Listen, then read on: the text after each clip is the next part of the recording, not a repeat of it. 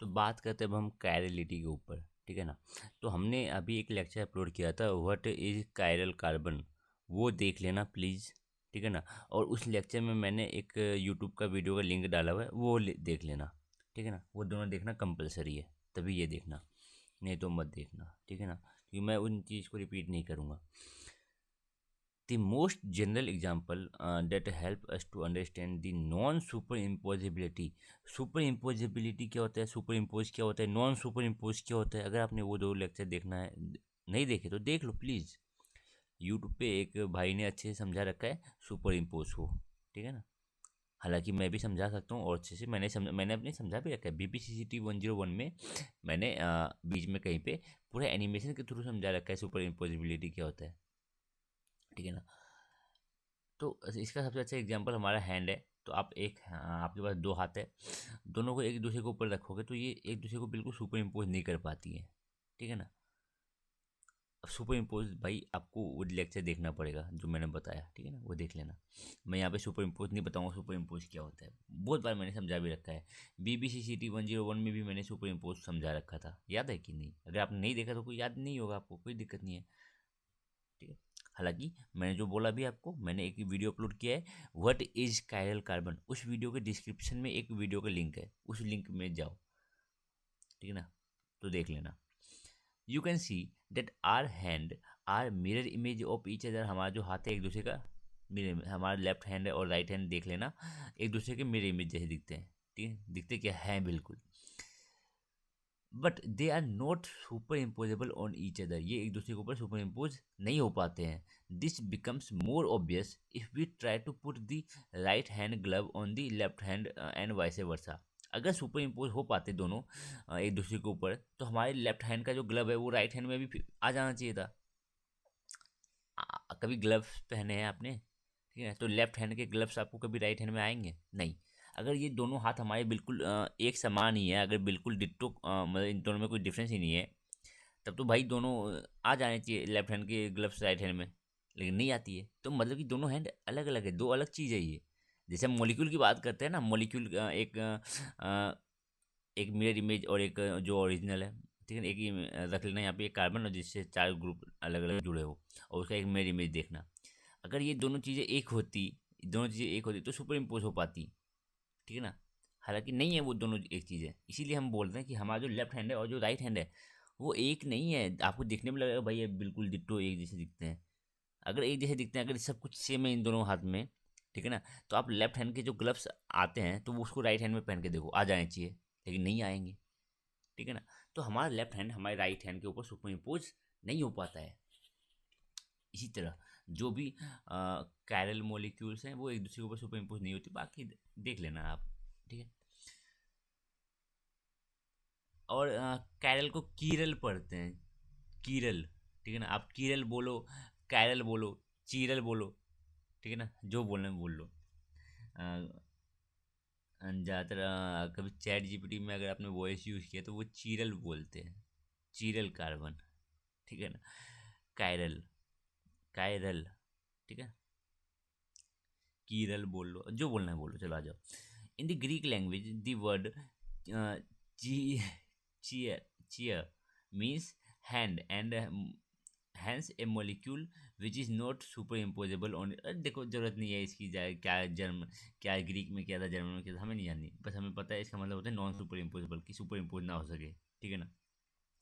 On it's mirror image and said to be chiral, and the term chirality, ठीक है ना, means showing hand handed handedness handedness. अरे हटाओ यार, बकवास चीज़ें हैं, ठीक है ना। कैरल समझ गए ना आप, कैरल, ठीक है ना, कोई ऐसा मॉलिक्यूल जो अपने मिरर इमेज के ऊपर सुपर इम्पोज ना हो सके तो कैरल कहलाता है, ठीक है ना। और इसी फिनोमिनन को हम बोलते हैं कैरलिटी, ठीक है।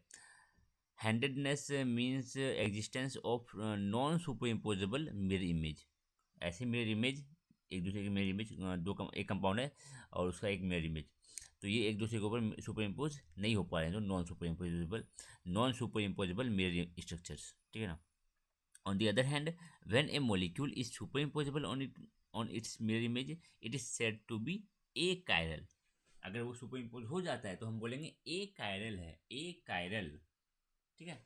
Hence lactic acid is a chiral molecule, lactic acid ये है, ठीक है, देख रहे हो यहाँ पे जो कायरल, ये जो कार्बन है ये कायरल है, 4 डिफरेंट ग्रुप जुड़ा हुआ है, कायरल हुआ, ठीक है ना। अब लैक्टिक एसिड का एक मॉलिक्यूल ले लो और उसका एक मिरर इमेज ले लेना, उन दोनों को एक दूसरे के ऊपर सुपर इम्पोज कराने की कोशिश करना, होंगे ही नहीं, ठीक है ना, तो ये एक कायरल मॉलिक्यूल है। Such molecules which have 4 different substituent attached to a carbon atom are called asymmetric। ये मॉलिक्यूल कैसा हो गया, एसिमेट्रिक, क्यों, क्योंकि इसमें एक ऐसा कार्बन है जिससे 4 डिफरेंट ग्रुप जुड़े हुए हैं, ये मॉलिक्यूल को हमने बोला asymmetric. Why, because this molecule has a carbon which is attached to 4 different groups, they are without symmetry, ठीक है ना, इसमें सिमिट्री नहीं देखने को मिलेगी कि कोई ऐसे प्लेन से काटो कि मॉलिक्यूल दो सिमेट्रिक हिस्से में कट जाए ना, ऐसा नहीं देखने को मिलेगा, तो ये एसिमेट्रिक मॉलिक्यूल है। The tetrahedral carbon atom bearing the 4 different substituent, ये जो कार्बन एटम है इसका टेट्राहेड्रल स्ट्रक्चर रहता है पूरे मॉलिक्यूल का, 4 डिफरेंट ग्रुप्स इनके साथ जुड़ा हुआ है, is refer to an asymmetric centre, या इसको बोल दो, इस सेंटर को बोल दो एसिमेट्रिक सेंटर, इस सेंटर को बोल दो कायरल सेंटर, इस कार्बन को बोल दो कायरल कार्बन, ठीक है ना, तो बोल सकते हैं इतनी चीज़ें। रदरफोर्ड की बातें हटाओ, ये बकवासी यहाँ पे दी क्यों गई है समझ में नहीं आ रही है, ठीक है, कोई लॉजिक तो है नहीं जगह इसका।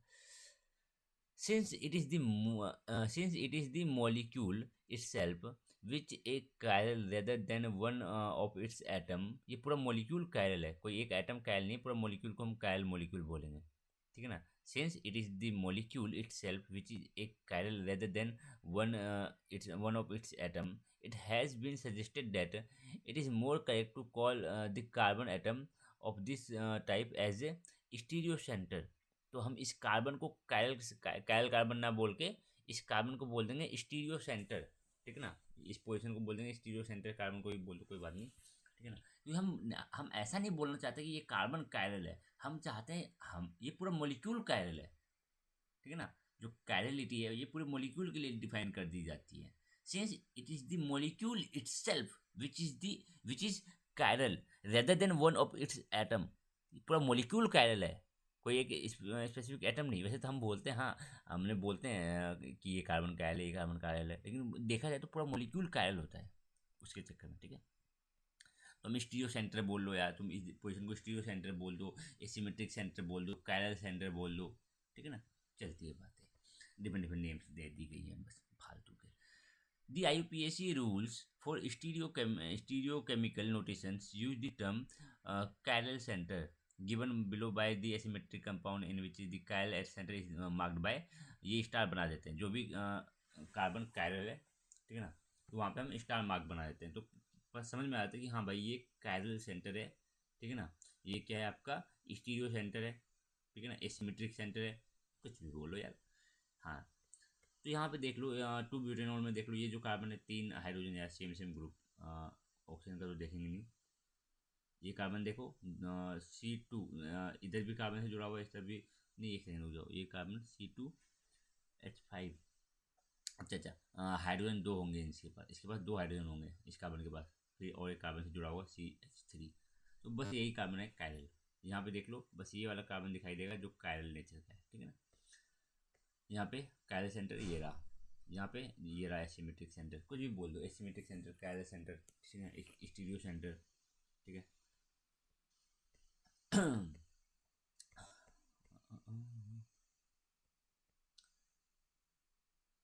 The satisfactory explanation of the origin of optical activity at the molecular level was given by Van Hoff and Lebel simultaneously, दोनों ने मिलके तो एक साथ नहीं, एक समय पे एक सी समय पे इन्होंने एक साथ ही दिया था, ठीक है ना, एंड इंडिपेंडेंटली, वही बोलो मिल के नहीं बोलेंगे, दोनों ने जब दिया तो दोनों ने सेम समय पे ही दिया है दोनों ने, ठीक है ना।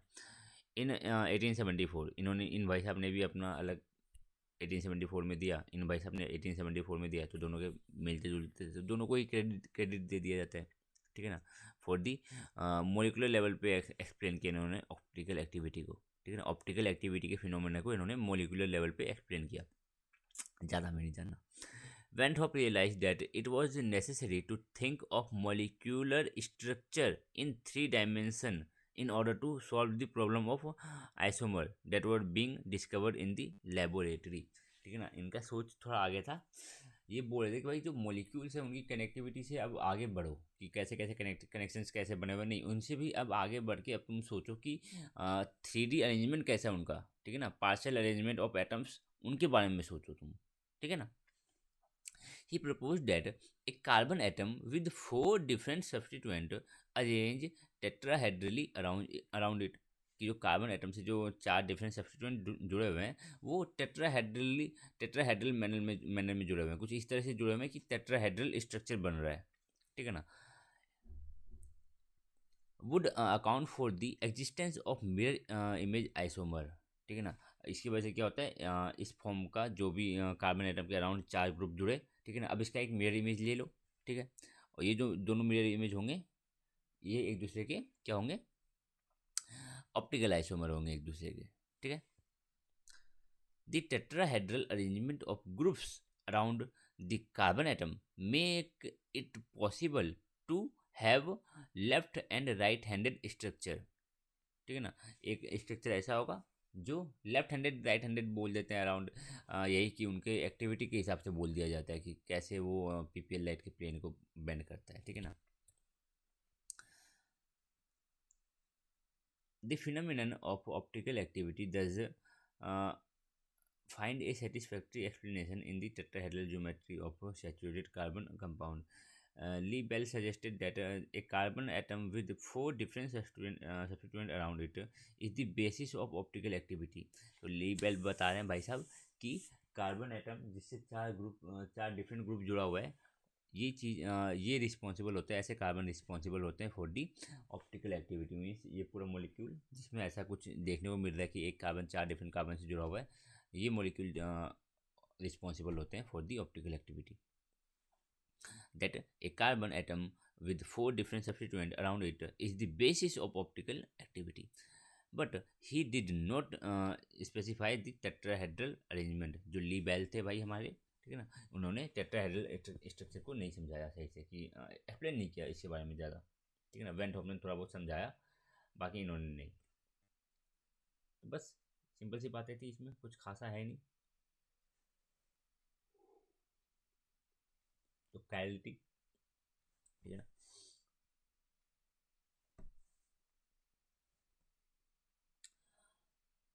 तो कायलिटी को आप डिफाइन कैसे करोगे, what is chirality? Tendency of a molecule, ठीक है ना, tendency of a molecule to bend क्या, प्लेन और प्लेन पोलराइज्ड लाइट, ठीक है ना।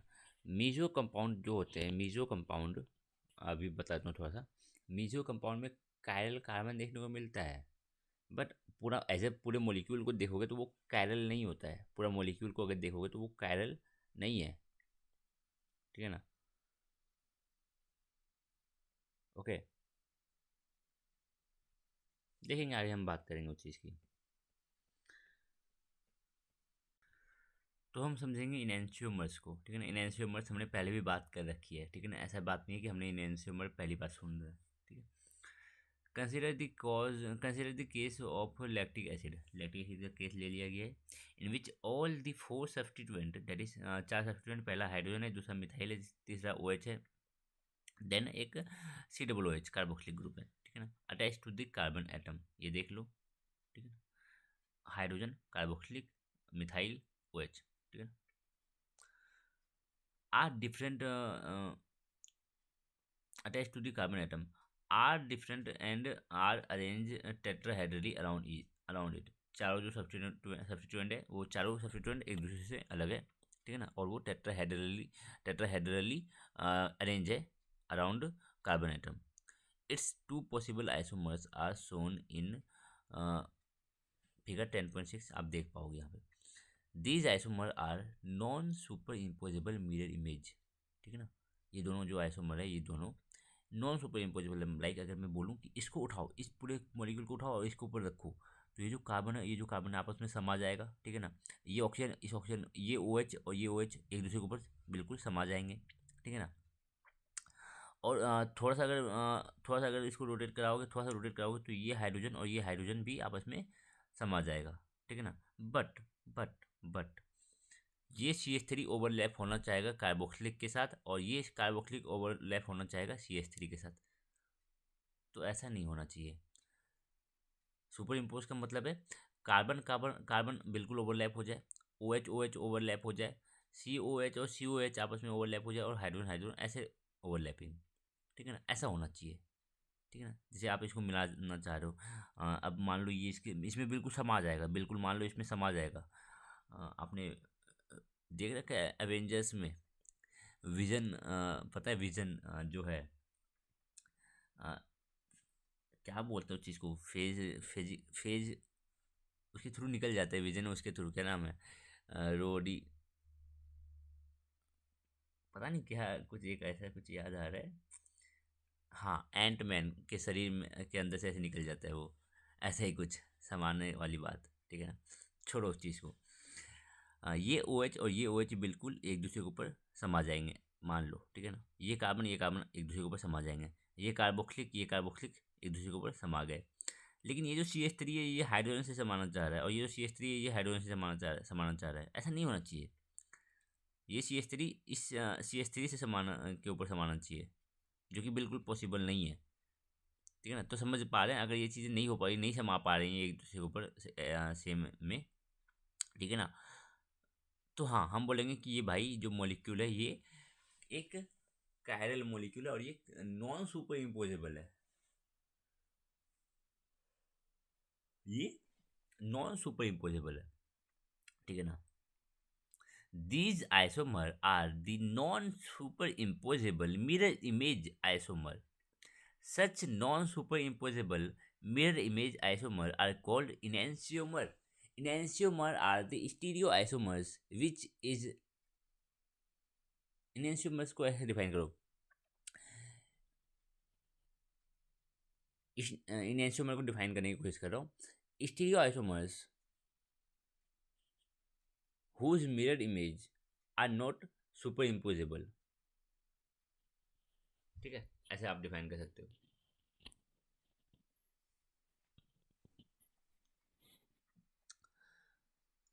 Such non-superimposable mirror image isomer are called enantiomer, ठीक है।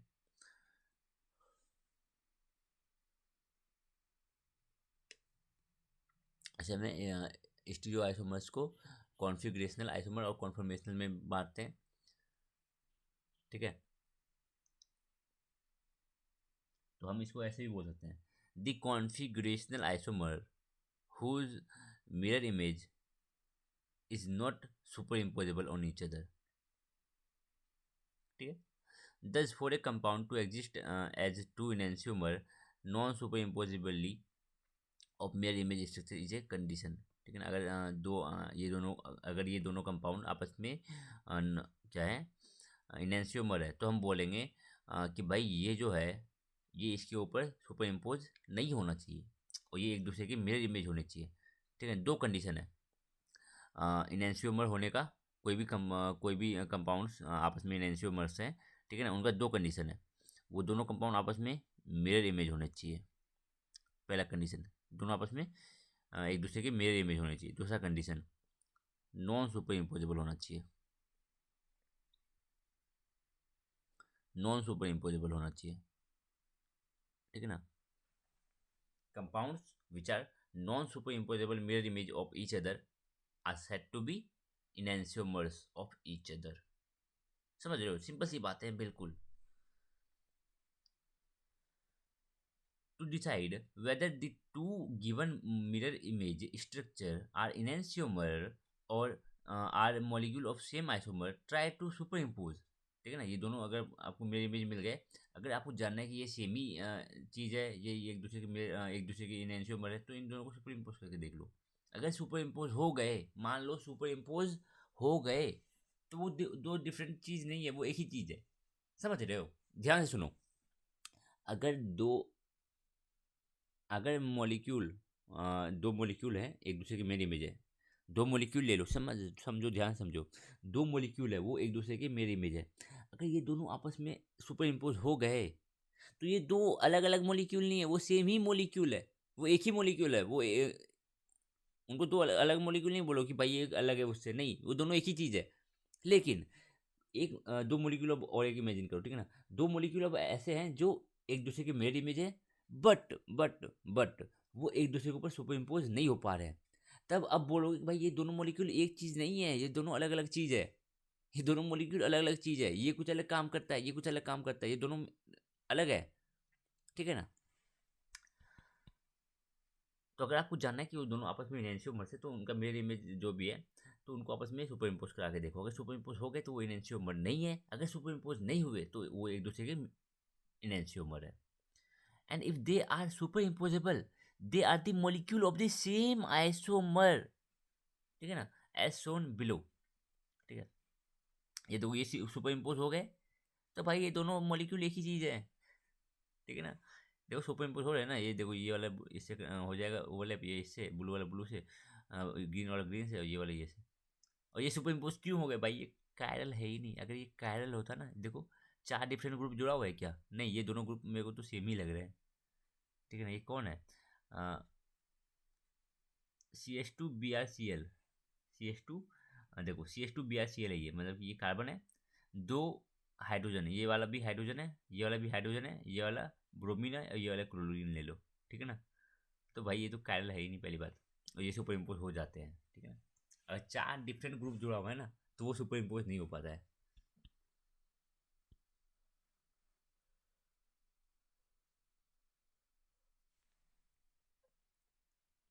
Thus, chirality is a necessary and sufficient condition for the existence of enantiomer. अगर दो compounds आपस में इनेंशियोमर हैं, तो पहली बात भाई कायरल कायरलिटी प्रेजेंट होगी ही होगी। उसमें कायरल कंपाउंड, उसमें आपको कायरल सेंटर देखने को मिलेगा ही मिलेगा उस मॉलिक्यूल में, ऐसा हो ही नहीं सकता कि कायरल सेंटर नहीं है, ठीक है ना।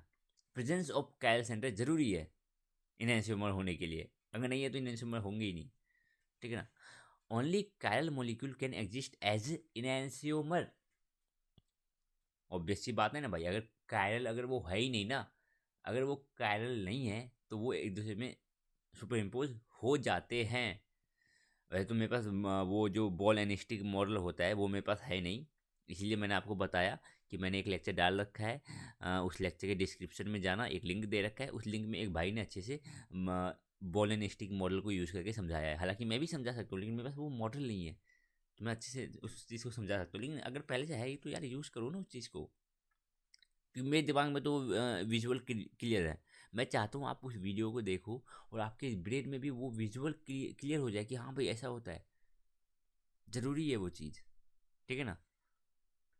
Till now we were dealing with the compound having only one chiral centre. अभी तक हम देख रहे थे कि ऐसा कंपाउंड जिसमें बस एक ही कायरल सेंटर है। Let's now study about what happen when there is more than one chiral center in a molecule. But before studying that, answer the following SAQ. Explain why enantiomer have different optical rotation. enantiomer में optical rotation, enantiomers दो molecules आपस में enantiomers है, तो उनके optical rotation उनका अलग क्यों होता है एक दूसरे से, ठीक है ना, इस चीज़ को समझाना है। तो हम बात करते हैं डायस्टीरियोमर्स की, ठीक है। तो एक एग्जांपल दिखाता हूँ मैं, ठीक है। तो ये देखो 1 2 3 4, ठीक है। तो कनेक्टिविटी चेक कर लो, एक कार्बन दो कार्बन, एक दो एक दो एक दो, ठीक है। इस कार्बन से एक्स एक्स एक्स कोई भी ग्रुप जुड़ा हुआ है, ठीक है। फिर इस वाले कार्बन से ए जुड़ा हुआ है, ए जुड़ा हुआ है, ए जुड़ा हुआ है, ठीक है ना। कनेक्टिविटी चेक करना, पोजीशन बाद में देखेंगे। बी बी बी जुड़ा हुआ है, बी जुड़ा हुआ है, और नीचे ये वाला ग्रुप जुड़ा हुआ है, ठीक है। सब में सेम है, ठीक है, बिल्कुल। बाकी आप दूसरे वाले कार्बन की भी चेक कर लो, बिल्कुल सेम है। मीन्स ये चारों आपस में क्या है, आइसोमर्स है।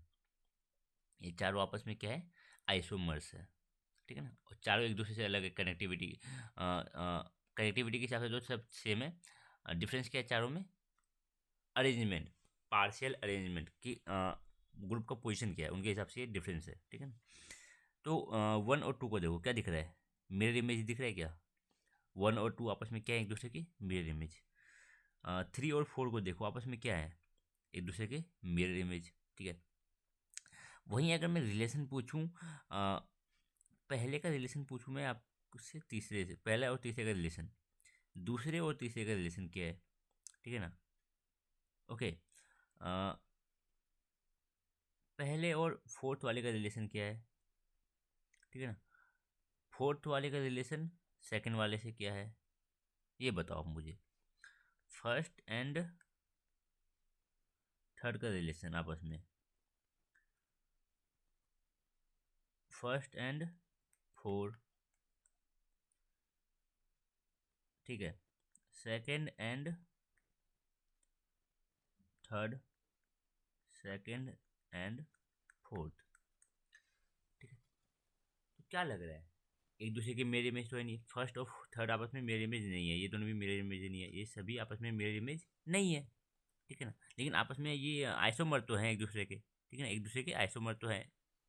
तो देखो, डाइस्टीरियोमर का डेफिनेशन ही यही है कि स्टीरियो आइसोमर, ये भी तो स्टीरियो आइसोमर में ही आएंगे ना, ठीक है।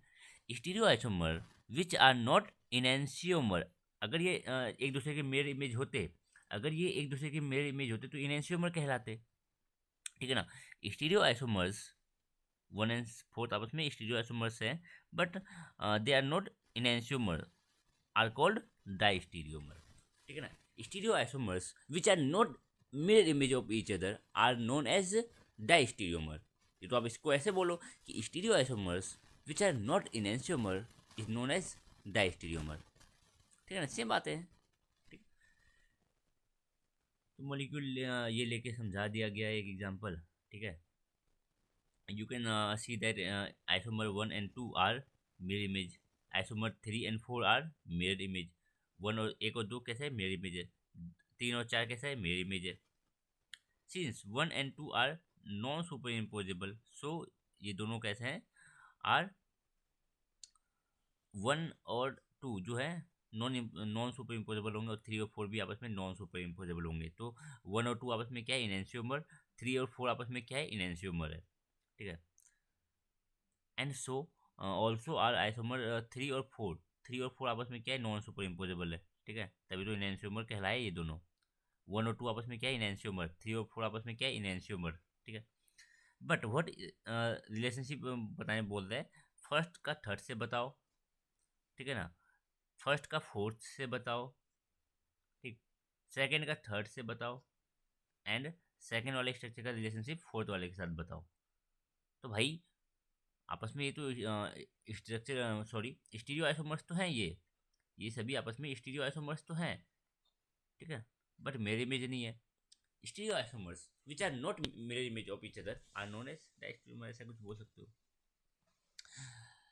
Certainly they are not mirror image isomer, though they are isomeric stereo isomer, ठीक है ना, ये दोनों स्टीरियो आइसोमर हैं बट मिरर इमेज नहीं है। Which are not enantiomers are called diastereomers, ठीक है।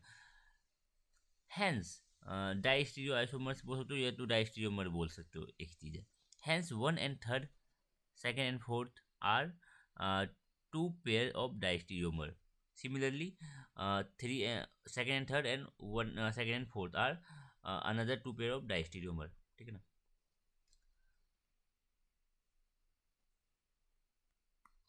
तो मैंने बता ही दिया ये चीज़ आपको कि पहला वाला और तीसरा वाला आपस में कैसा है, डाइस्टीरियोमर है, पहला वाला और चौथा वाला आपस में कैसा है, डाइस्टीरियोमर है,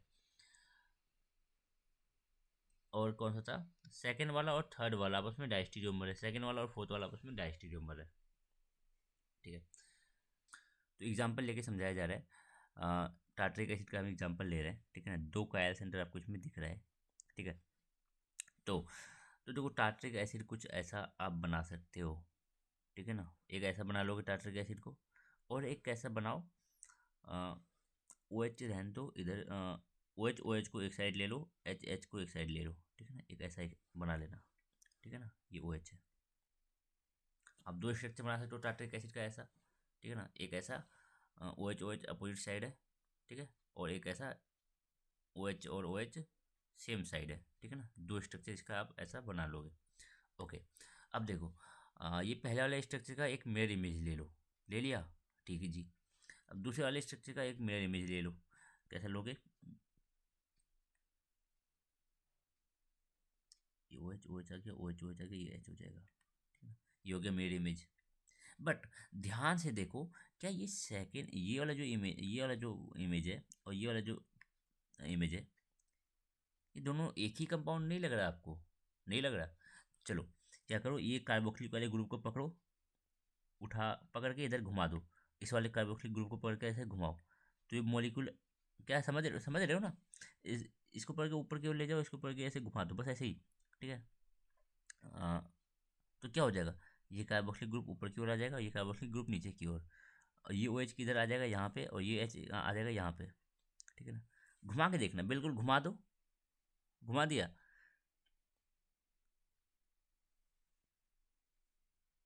ठीक है। तो अब देखोगे आप, अच्छा अच्छा, ठीक है। अब देखोगे आप ये कि ये जो चीज़ है बिल्कुल ऐसा बन जाएगा। ठीक है ना? अच्छा, देख लेना। सोचो जरा सा, इसको ऐसे घुमाने की कोशिश करो। इसी प्लेन में ऐसे रोटेट नहीं कराना है कि ये ऐसा चीज़ आपके पास कुछ रखा हुआ है, इसी को ऐसे पकड़ के, इसको ऐसे पकड़ के ऐसे, तो मैं दिखा नहीं पाऊंगा। अरे आप अपने टेबल पे कुछ भी एक पेपर रखो, उस पेपर को ऐसे पकड़ के टेबल पे ही ऐसे रोटेट कर दो। ठीक है ना? वो उसी तरह मैं इसको घुमाने बोल रहा हूँ। इस मॉलिक्यूल को जब घुमाओगे बिल्कुल ऐसा हो जाएगा। अब इसको उठा के इसके ऊपर ऐसे रख दो, बिल्कुल सुपर इम्पोज हो जाएगा। ठीक है ना? तो ये दोनों चीज़ एक ही है। ये जो है जब ओ एच सेम साइड में है, तो इसका जब मिरर इमेज लोगे, और ये वाला जो चीज़ है वो दोनों एक ही चीज़ है। ठीक है ना? दोनों अलग अलग चीज़ नहीं है। तो इनके तीन ही आइसोमर पॉसिबल है, एक ये वाला आइसोमर, ये वाला, और एक ये वाला। और ये वाला सेम है। ठीक है ना? ये दोनों चीज़ें सेम है। तो तीन आइसोमर इधर हमने देखे इसके। ठीक है। Here you can categorize 5 and 6 as enantiomer। ठीक है ना? ये पांचवा वाला और ये छठा वाला, आप इन दोनों को आपस में क्या बोल सकते हो? यस, ये दीज टू आर इनैंशियोमर। क्यों? भाई ये दोनों आपस में मिरर इमेज है, और इनको सुपर इम्पोज करने की कोशिश कर लो, कुछ भी कर लो, ये दोनों सुपर इम्पोज नहीं हो पाएंगे। करके देख लो कैसे करोगे। आप सोचोगे कि मैं इसको, इस सी ओ एच को ऊपर की ओर ऐसे पलटूंगा, ताकि ये ओ एच ऊपर आ जाए और ये एच इधर नीचे आ जाए। तो फिर देखो ना बॉन्ड का पोजीशन, ये बॉन्ड अभी बाहर आ रहा है ना, वो अंदर की ओर जाने लग जाएगा। ठीक है? फिर सुपर इम्पोज करके देखो, नहीं हो पाएगा। अगर आपको कोई डाउट लग रहा है इस चीज़ में, तो आप मुझे बता सकते हो, मैं आपको अलग से बता दूंगा। हम करेंगे, देखेंगे, कुछ करेंगे। वैसे तो आपको आ जाना चाहिए ये चीज़ें। ठीक है ना? तो 5 और 6 इनएंशियोमर है। What about 7th and 8th? इसको 7th बोल लेते हैं, इसको हम 8th बोल लेते हैं। तो 7 और 8 क्या आपस में इनएंशियोमर है, डायस्टेरियोमर? नहीं भाई, ये दोनों सेम ही चीज़ है। ये दोनों सेम ही चीज़ है। Although they are mirror image, but when we try to superimpose, जब हम सुपर इम्पोज कराने की कोशिश करेंगे 7 और 8 को, वो हो जाएंगे सुपर इम्पोज। दस दे आर नॉट डिफरेंट, वो दोनों अलग अलग चीज़ नहीं है, वो एक ही चीज़ है, but are identical molecule. Hence they represent the two molecules of the same isomer. Thus tartaric acid के पास ओनली 3 आइसोमर है। ठीक है ना? एक आइसोमर ऐसा जो ओ एच अपोजिट साइड में रख देना, और उसका एक मिरर इमेज ले लेना, और एक आइसोमर ऐसा जो ओ एच सेम साइड रख देना, बस खत्म, बातें यही तक है। ठीक है। In general, for a compound having an chiral centre, कोई कंपाउंड है जिसमें an number of chiral centre है, the number of possible stereo isomers is given by 2 की पावर n। ठीक है ना? 2 की पावर n। लाइक अगर उसमें 2 कायरल सेंटर है, तो स्टीरियो आइसोमर्स कितने बनेंगे उसका? 4। 2 की पावर 2 4, लेकिन यहाँ पे 3 बन रहे हैं। तो हम बोले ना अभी, इन जनरल, इन जनरल बातें चल रही हैं, हमेशा वो जरूरत नहीं है। For a compound having N number of chiral centre, the number of possible stereoisomers is given by 2 की power n। Thus, for a molecule having 2 chiral center, 4 isomers are possible. But in some case, as in tartric acid, when the chiral center are equivalently that is, the substituent on the chiral center are the same, fewer isomers than predicted 2 की power n, 2 की power n से कम आते हैं। Like देखो, मैं समझाना क्या चाह रहा हूँ, ये क्या बोलना चाह रहा है। 2 कायरल सेंटर है, दो कायरल सेंटर है, लेकिन दोनों कायरल सेंटर में सेम टाइप का ग्रुप जुड़ा हुआ है। पहले वाले कायरल सेंटर में कौन जुड़ा हुआ है भाई, OH। हाँ भाई, दूसरे वाले कायरल सेंटर में भी OH। पहले वाले कायरल सेंटर में कौन है भाई, H। हाँ भाई, दूसरे वाले कायरल सेंटर में भी H। पहले वाले कायरल सेंटर में कौन है भाई, कार्बोक्सिलिक। भाई दूसरे वाले कायरल सेंटर में भी कार्बोक्सिलिक। पहले वाले कायरल सेंटर से कौन जुड़ा हुआ है भाई, ये पूरा सेम ऐसा ग्रुप। भाई इस वाले में से भी देखो सेम ग्रुप जुड़ी हुई है, समझ रहे हो। वापस से लेता हूँ। But in some case, as in tartaric acid, when the chiral center are equivalently substituted, मतलब कि एक जैसा सब्सटीट्यूशन पाया जा रहा है दोनों कायरल सेंटर में, that is the substituent on the chiral center are the same, तब क्या होगा, कम आइसोमर बनेंगे। टू की पावर एन, जो हमने प्रिडिक्ट किया था कि टू की पावर एन आइसोमर्स बनेंगे, तो उससे कम बनेंगे, ठीक है ना, सिंपल है। ऑफ द अबव आइसोमर 5, 7 और 8th and 6th, 7th, 8th are डाइस्टीरियोमर। हाँ भाई ठीक है ना, ये पांचवा वाला और छठा वाला आपस में क्या है, पांचवा और छठा आपस में क्या है, बोलोगे भाई ये तो इनैंसियोमर है, ठीक है ना। लेकिन अगर हम बोलें कि पांचवा वाला और सेवन्थ वाला, ये तो बोले पांचवा वाला और एट्थ वाला, वैसे सेवन और एट्थ तो एक ही चीज़ है, ठीक है ना। तो पांचवा वाला और सेवन्थ वाला क्या है भाई, डाई स्टीरियोमर है। छठा वाला और सेवन्थ वाला क्या है भाई, डाई स्टीरियोमर है, ठीक है ना, समझ रहे हो। Because the diastereomer are not mirror image, तो क्या बोल सकते हो, क्या ये वाला कंपाउंड, ध्यान से देखो, मैं लाल कलर ले लेता हूँ, वैसे तो उससे पहले मैं ये मिटा देता हूँ।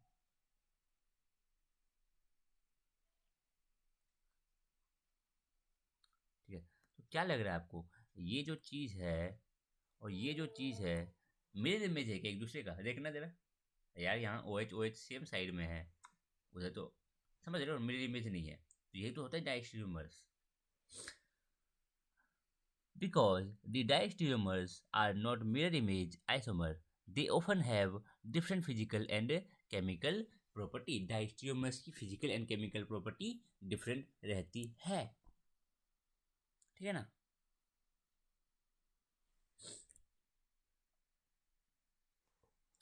तो हमने जस्ट रहने दो, क्या बच गया इसमें, हाँ। Table 10.3 shows identical physical properties for enantiomers. Enantiomers की फिजिकल प्रॉपर्टी आइडेंटिकल रहती है, बट डायस्टियोमर्स की जो फिजिकल प्रॉपर्टी है वो डिफरेंट रहती है, देख लो जरा। पांचवा और छठा आपस में क्या है, इनैंसियोमर, तो इनकी प्रॉपर्टी मिलेगी, देखो पांचवा वाला, ये फिफ्थ और सिक्स स्टीरियो इनैंसियोमर है, तो इनकी जो प्रॉपर्टीज़ है वो क्या रह रही है, एक समान रह रही है। +12 तो ये -12, ठीक है ना, angle of rotation, specific rotation, ठीक है ना। बट अब कंपेयर करें पांचवे वाले को छठे वाले को, किससे, सेवन्थ वाले, ये तो एट्थ वाले से, सेवन्थ और एट्थ तो वैसे एक ही चीज़ है, ठीक है ना। अब इन दोनों को कंपेयर करो, पांचवें और छठे को कंपेयर करो इससे, सेवन्थ या तो एट्थ से, तो क्या लग रहा है, डिफरेंट आया ना, समझ रहे हो। ऑप्टिकल एक्टिविटी देखो कितनी हो गई है, 0। ऑप्टिकल एक्टिविटी इसकी कितनी हो गई है, 0, क्योंकि यहाँ पे एक प्लेन ऐसा है जो इस मॉलिक्यूल को two equal and opposite half में, टू इक्वल हाफ में बांट देगा, और ये जो दोनों इक्वल हाफ में बांटेगा, ये दोनों हाफ आपस में मिरर इमेज है, ध्यान से देखो, ये जो प्लेन है ये इस मॉलिक्यूल को दो हाफ में बांट रहा है, और ये वाला हाफ और ये वाला हाफ आपस में कैसे है, मिरर इमेज। इसी को बोलते हैं मीसो कंपाउंड, जो हम अगले लेक्चर में, अगले लेक्चर क्या अभी जस्ट अभी हम देखने ही वाले हैं, ठीक है। तो table 10.3 show the compound have structure, पांचवा एंड छठा आर ऑप्टिकली एक्टिव, पांचवा और छठा आपस में क्या, पांचवा और छठा क्या है, ऑप्टिकली एक्टिव है, कोई 12 डिग्री से रोटेट कर रहा है, दूसरा वाला भी 12 से, लेकिन opposite direction. But the compound represented by seventh और एट्थ जो कंपाउंड है वो ऑप्टिकली इनएक्टिव है, although it has 2 chiral centre. हाँ इनके पास कायरल सेंटर है, ये जो मॉलिक्यूल है ये इसके पास कायरल सेंटर है, 2 कायरल सेंटर है, बट ये ऑप्टिकली इनएक्टिव है, तभी तो बात आती है आगे मीजो कंपाउंड पढ़ेंगे आगे। वाई इज दिस सो, बताएंगे। You will find an answer in to this question in the next section. Before starting that, आ जाओ कर लेते हैं, करना क्या आप देख लेना। Write the stereo isomers for the compound, इस कंपाउंड के लिए स्टीरियो आइसोमर्स आप लिख के देख लेना और उनको ग्रुप बना लेना इनैंशियोमर और डाइस्टीरियोमर्स का, ठीक है ना, पेयरिंग कर लेना। Let us now go back to the problem we left unanswered at the end of the last subsection, that is जो भी थी। Since the third isomer of tartaric acid represented by structure fifth six कहाँ गया structure इसका, ठीक है ना, ये देखो टार्टरिक एसिड का ये स्ट्रक्चर दिखा रखा है, ठीक है। It is optically inactive. The plane is shown in figure 10.9 and can be easily visualized by making a model of structure जो भी है। Such compound in which one half of the molecule is the mirror image of the other half are called meso compound। ये देखो ऐसा compound है, ठीक है। इसमें ये कार्बन बताओ कैसा है, कायरल है। ये वाला कार्बन बताओ कैसा है, कायरल है। इसमें प्लेन ऑफ सिमेट्री देखने को मिल रही है कि ऐसा मॉलिक्यूल जिसमें एक हाफ मॉलिक्यूल का, एक हाफ मॉलिक्यूल के दूसरे हाफ का बिल्कुल कैसा है, मिरर इमेज है। देखो ये पूरा एक मॉलिक्यूल है, ऐसा मत समझना ये दो मॉलिक्यूल नहीं, ये कार्बन कार्बन जुड़ा हुआ है, ठीक है ना। इस मॉलिक्यूल के अंदर ही ऐसा प्लेन ऐसा प्लेन है, एक ऐसी प्लेन हम के अराउंड हम इसको डिवाइड कर सकते हैं जिससे क्या हो जाएगा, बिल्कुल बराबर बराबर हिस्से में कट जाएगा। एक पार्ट जो होगा वो दूसरे पार्ट का मिरर इमेज है, ठीक है ना, ऐसा। तो ऐसे कंपाउंड आते हैं मीजो कंपाउंड में। दी मीजो टार्टरिक एसिड जो है मीजो कंपाउंड में आते हैं। रिप्रेजेंटेड बाय स्ट्रक्चर जो भी है, ये स्ट्रक्चर हमारे पास, ठीक है ना, हैज़ टू कायरल सेंटर, एक ये रहा एक ये रहा। But it has a plane of symmetry, हमें एक प्लेन ऑफ सिमेट्री देखने को मिल रही है यहाँ पे, ठीक है। The optical activity caused by one chiral centre is cancelled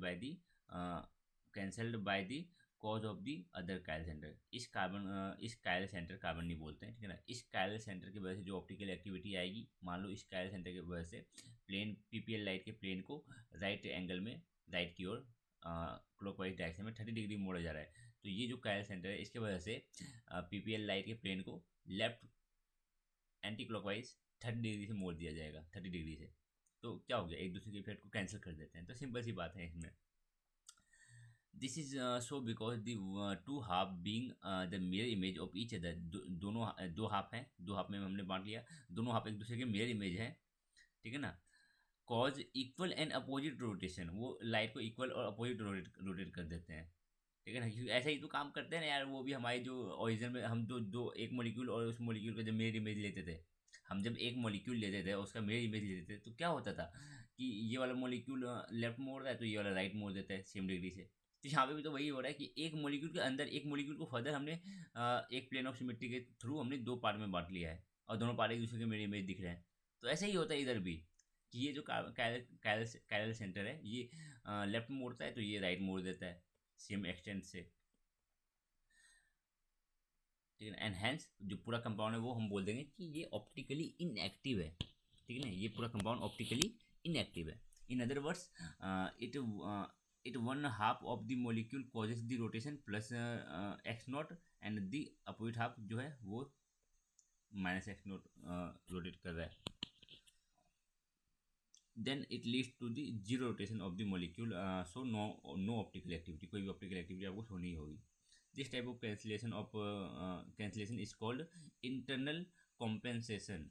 ये जो कैंसिलेशन हो गया, ठीक है ना, bending of light, bending of PPL light के प्लेन का जो बेंडिंग था उसका जो कैंसिलेशन हुआ, इस कैंसिलेशन को बोलते हैं क्या, इंटरनल कॉम्पेंसेशन, ठीक है। There is another way in which compound contain chiral center can be behave as optically inactive. You will study about this in the next unit, अगले यूनिट में देखेंगे। एक तो तरीका ये हो गया, ठीक है ना, कि कायरल सेंटर है, कायरल मॉलिक्यूल के अंदर कायरल सेंटर है बट फिर भी उसका ऑप्टिकल एक्टिविटी ज़ीरो, ठीक है ना। और बोला जा रहा है कि अगला तरीका भी और एक तरीका है जो हम अगले यूनिट में देखेंगे। फिलहाल तो अभी आप इसको ध्यान में रखो, ठीक है ना। यहाँ पे आपको दो कायल सेंटर दिख रहा है और एक प्लेन ऑफ सिमेट्री दिख रही है, तो समझ जाओ ये वाला हाफ, अगर ये हाफ अगर लेफ्ट की ओर मोड़ा है तो ये वाला हाफ राइट की ओर मोड़ेगा, ठीक है ना। द वर्ड मीजो का मतलब होता है मिडल और in between. A meso compound is optically inactive. Optically कैसा होता है? Inactive due to internal compensation. क्यों optically inactive? Due to internal compensation. आप पूरे डिटेल में बता सकते हो कि एक प्लेन ऑफ सिमेट्री में होती है इस मॉलिक्यूल में, तो सेम इस मॉलिक्यूल में एक ऐसी प्लेन ऑफ सिमेट्री होती है जिसके अराउंड हम इस मॉलिक्यूल को दो डिफरेंट दो सेम मॉलिक्यूल में दो सेम पार्ट में डिवाइड कर सकते हैं, दो इक्वल हाफ पे डिवाइड कर सकते हैं, और ये दोनों जो इक्वल हाफ है एक दूसरे के मिरर इमेज होते हैं। ऐसा आप पूरा डिटेल में समझा सकते हो इस चीज़ को, अगर आपने ये चीज़ें समझ ली है तो, ठीक है ना। लैंग्वेज तो अपने आप से बन जाती है। लैंग्वेज ऐसा मत करना कि आप लेके बैठ गए ये ज़्यादा मान, नहीं, आप कॉन्सेप्ट समझ रहे हो ना, ये चीज़ें समझ रहे हो ना, बस उसको अपने लैंग्वेज में लिखो। Optical activity due to one half is of the molecule is cancel by the optical activity of another half, ठीक है ना। सिंपल सा है मेजो कंपाउंड, ठीक है। तो कोई बात नहीं, अगले लेक्चर और एक लेक्चर रहेगा जिसमें हम डायस्टीरियोमर और इनैंशियोमर को एक साथ ले लेंगे, ठीक है ना। ये छोटा सा लेक्चर में मेजो कंपाउंड समझा दिया, ठीक है। चलो बाय।